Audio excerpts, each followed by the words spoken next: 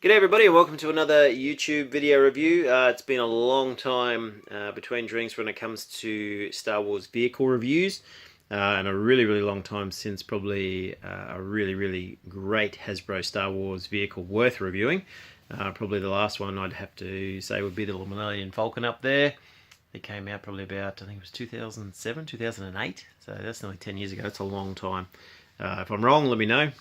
But I think most of you agree that's probably the best Falcon we've had for a while.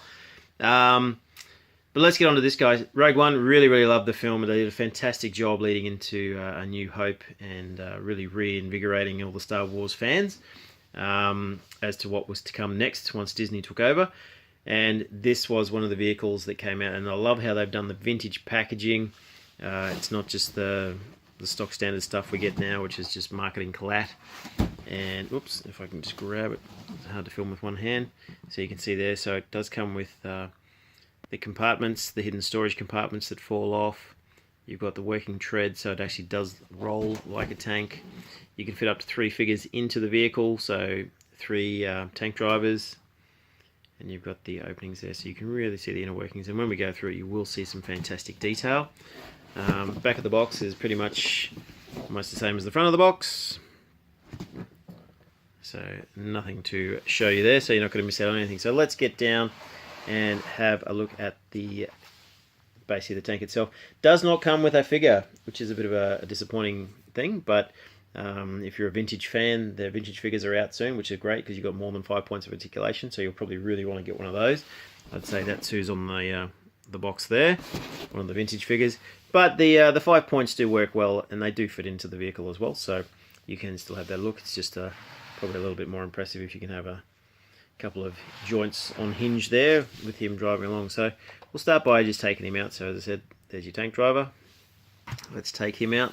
We'll take these off just to show you that yes, you can remove them. And there's the back of the vehicle. So I'll get down to underneath the vehicle first so you can see the treads there. And as they said, they do roll, and it rolls quite nicely. So it does actually roll across the top like a tank does, which is fantastic. You've got these turret guns here, which go basically up and down. There's no firing, no missile to shoot across the room. You have another turret gun at the front, which does have a swivel in it. It allows you to move left and right, and then you've got your other gun onto the side here. Looking at the details, we work our way over the top. You can see they've really done a great job in the shading. You can see the detail there through the texturing of the different plates that are on the tank. It really does look like the real deal that you would have seen in the movie. You've got the manholes that pop up and close shut. Moving through to the back of the vehicle, this is where those compartments sit, or those containers sit.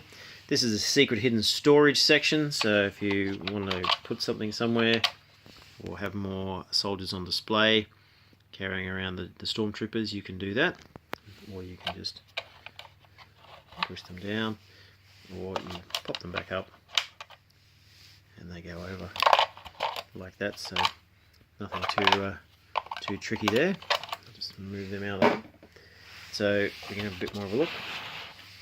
So back down the back of the vehicle, and now we move into the tank itself. So I'm not sure if the light's going to pick that up, but even the fact you can't remove this piece, can you? Maybe you can. I didn't think we could. Yep, no, maybe I'm wrong. It does look like it moves.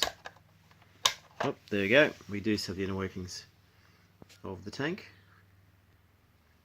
Got the engine going there, so maybe you can create a sabotage scene. Just pops out. Obviously this pays to have longer fingernails. It's just got a little lip in there, just slides in and pushes back down. But the detailing in there, I'm not sure if the light will help us there, but you can see that they haven't skimped, which sometimes they do, which is a little disappointing. The other thing too is we can remove this front plate, and again, just underneath, look at the detailing there. You've got the fans to keep the drivers cool in action, but then the actual compartment itself is fantastic. They've got the stickers in there, You got all the detailing. They've done a really fantastic job on this. Even different colours as well. Like, you know, some of the stuff we've seen over the years, it would be pressed, a pressed mould, but the chance to get someone to even put a paint coloration on there would be mighty impressive. But as I said, fantastic. And you just close your covers and you can compartments go back on. Again, same little deal here. You got your two little hinges. Just slides in to its compartment and then just pops shut. And then you can just pop your thing down as well.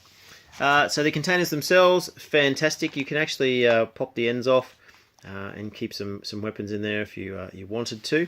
That's with two of the compartments. One of them, I think it's this one. Yes, it is. You actually can slide off the ends. Whoops. Sorry, again, it's hard to do with one hand. And you can actually open the container, in which when you pop it out, you can see there's the 3 coaxium containers as well. Well, sorry, the kyber crystal, not coaxium, that's Han Solo. And that just slots back into place. And I just close it up. So you do have lots of opportunity to recreate scenes from the movie. You just pop the ends back on. You can have the tank with one on there. You can see the compartments actually are aligned to it, so it's nothing's going to roll off. They're actually in there quite well. So even if you want to have it on a bit of a slope or a slant, it's a fantastic vehicle. So as I said, a really big thumbs up from me with regards to this one. It's a fantastic part of the vintage collection. I'm not sure how easy it is to pick up now, let alone for a great price, but it is a fantastic vehicle. If you are a Star Wars fan and you really loved Rogue One, you're probably definitely going to want to get one this one.